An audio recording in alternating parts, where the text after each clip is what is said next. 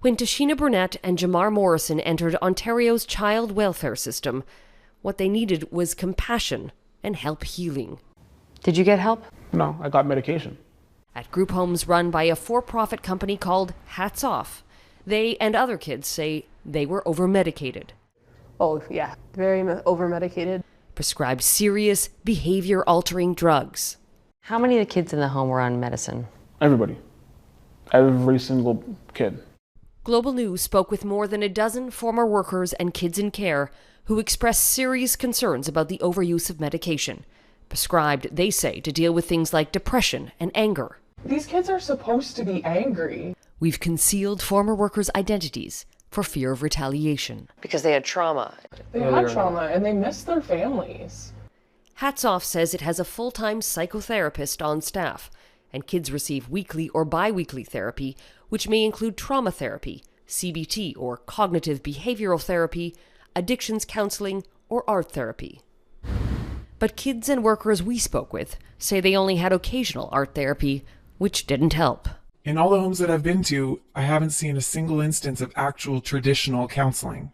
Who they did see was a psychiatrist, on retainer with Hats Off for years, Dr. Ramakrishna Surapanini. That was him, Surapanini. He was the essential piece to Hats Off's foundation. Without him, you wouldn't be able to keep all the kids drugged and medicated. Former workers and youth say appointments were brief, and the amount of medication almost always increased. Your supervisor tells you that this kid clearly is depressed. You should go to Dr. Surapanini and tell them he's having this. And then based on that 5-10 minute interaction, the doctor signs the prescriptions and you're good to go. You left these appointments with Dr. Surapanini and suddenly you were being told. Now I'm on antidepressants and a whole bunch of other crap. Medication is a good social control mechanism and it works. It keeps them almost comatose. And while some kids objected to taking medication, they felt they had no choice. You don't force them to take them, but you make it very hard for them to refuse. Like, you're not going to be allowed electronics. We're going to take away Lego. If tomorrow we're going to go do something, well, you're not going to go. Hats Off says it would never direct a staff to force a resident to take medication or reprimand them. The fallout of the mounting medication, say former youth, was disastrous. I felt like a zombie at one point. I was sleeping all the time. I was moody, sad. I even got heavily suicidal at one point, to the point where I actually tried to hang myself in the closet. And you think that's because of the medicine? 100%.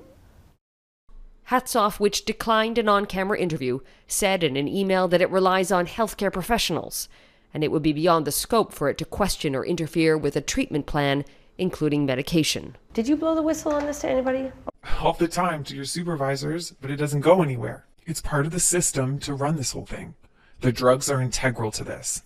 As for Dr. Surapanini, Carolyn Jarvis with Global News, we met up with him outside his office in Waterloo. Several former group home youth from the Hats Off group home chain contacted us because they expressed concerns about being over-medicated after coming to see you. All that is nonsense, okay? Why is it nonsense? It's done. Get out. Well, some of these youth said that done. they were You suicide. get out. That's all. I know. What sort of tools do you give a youth who comes to see you to deal with trauma? I'm done with you. Okay? Today, Tisheena only takes one medication, while Jamar doesn't take any. Meanwhile, Hats Off continues to use Dr. Surapanini as their consulting psychiatrist. Carolyn Jarvis, Global News.